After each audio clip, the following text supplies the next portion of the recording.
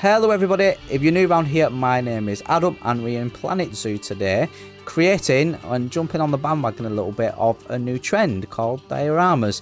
Now this trend was brought to life and kind of invented in Planet Zoo anyway by someone called Rudy. Most of you have probably heard of him. If you have not, go and check out his stuff, it is amazing. But yeah, I thought this looks like a really fun idea and I want to have a go. And by God did I have a go. You'll see as it unfolds this build. I really didn't know where I was going with this. I'm going to be totally honest with you.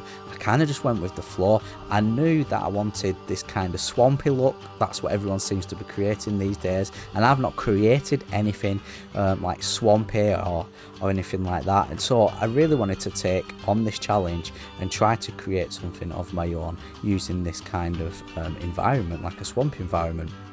You see me just digging out the terrain here, and I thought we're going to have water. If it's a swamp, we're going to have a lot of water.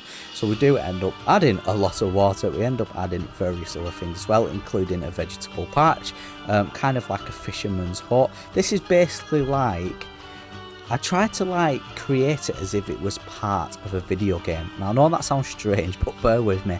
So it's kind of like a survival video game. This is how I pictured it in my head. So you're in a swamp, you can only live on this land, so I wanted to add things what can help you grow and help you survive on this land, like a vegetable patch, and the Fisherman's Hut, saying like there's fish in the water. And we do actually, obviously it's Planet Zoo, so we do have to include some animals. We turn this into a habitat and we end up adding a saltwater crocodile, I know, and some tortoises as well as some fennec foxes. And they all fit in, they all seem pretty happy in there. And it does end up coming off looking pretty good. Now, you can see me here just finishing off this terrain work, and we end up adding some kind of swamp water as well. And this end here, you can see me doing it really thin. It's because we turn it into an actual water fountain. But first, let's take a look at this fisherman's hut I created. So first thing I needed to do was create the actual foundation and the starting point, the main structure of this hut. And I googled loads of reference images, and some of them give a bit of inspiration, but not a lot, I'm going to be honest. So I ended up kind of like winging it and just going with the flow.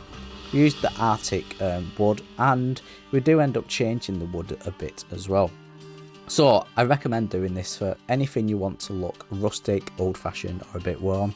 Add the planks into the wood so it looks like the paint has come off, or the wood is falling apart. Again, just giving it that more realistic, authentic look.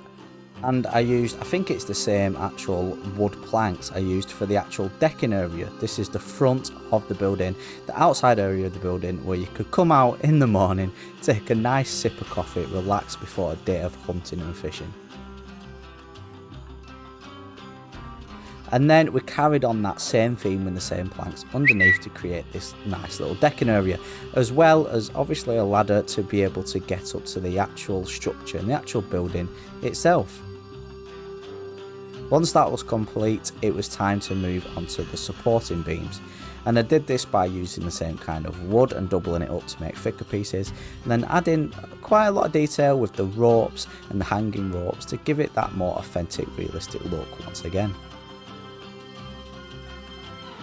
And I say it all the time, the small details really make any habitat pop out. That's why I added some shelving and some bowls, as well as a deck chair and a plant, and this oysting bucket. Oysting bucket, is that the word?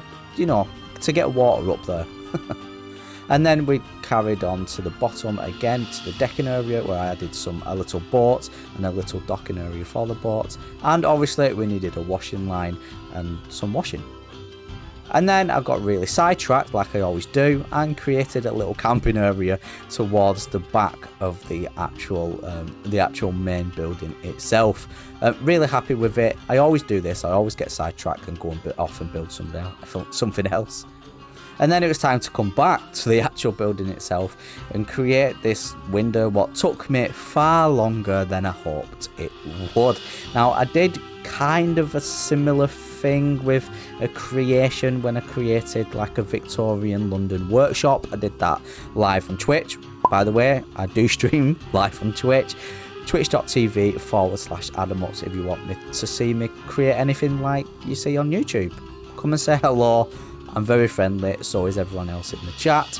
But yeah, I created this custom little pop-out window And I did it again using the same wooden piece to keep the same theme, the same colour scheme throughout this building and make everything look like it fitted in.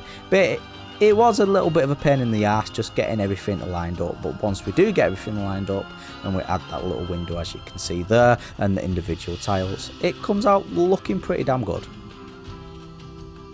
And then if we had a window on the front, it was time to build the window on the side. And again, I wanted this to be custom, and there we have it, Fisherman's Hut. But now let's add some foliage. And look how better that looks once we've added all the foliage into it. And now it was time to move on to the final part of this diorama and this creation, which was the farm area. Again, the idea behind this diorama is survival island. So I wanted to give the impression that whoever's living on the survival island will actually have to survive. So I created this farm area like they'd been growing vegetables to be able to live off the land, as well as a little trap area where they can trap maybe small animals. And we do end up adding some real life animals. I mean, this is Planet Zoo, so I thought might as well chuck some animals in.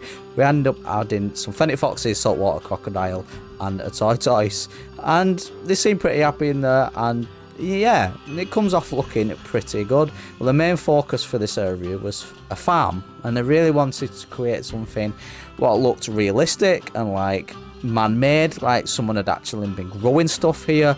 Obviously we don't have the pleasure of having any growing vegetables. That would be a nice addition actually. Frontier and Planet Zoo was to be able to add vegetables in the game. Obviously we have tomatoes and oranges and stuff like that with their fruit, but we don't have anything what actually looks like it's growing, what looks like it's planted, which is a shame. So after the actual farm area, it was time to create this trap. Again, giving it a more realistic, well I say realistic, but this is a bit of an out there build, but as if someone was trying to survive on this island, they would build a trap to trap some animals as well as to grow vegetables. I'm about to show you how everything came together and how it came out looking in the end, so stick around for that. I will also show you the animals, what we put in and how they are going around this diorama. But if you're new around here, then feel free to subscribe. I've also got a Discord channel if you want to come and chat to like-minded individuals like yourself. All the links are down in the description. But yeah, if you're new, feel free to subscribe. New or old, hit that like button. I really do appreciate it a lot. And should I create another diorama? Have you created any dioramas? Comment down below. Do you like this kind of build? Do you like this kind of habitat? And that's it, it is complete, our farm area is complete, the diorama is complete. Let's take a look at our saltwater crocodile just hanging about our fisherman's hut. Our lovely little tortoise roaming about the campfire and the camping out area. Our fennec foxes roaming about in the farm area. And I got a shot of one of them actually crossing the log near the saltwater crocodile. Hopefully they don't come across each other. And there it is, diorama done and complete. I hope you enjoyed this video. The link to this is on Steam Workshop and the link is in the description. Have a wonderful day and I'll catch you in the next video.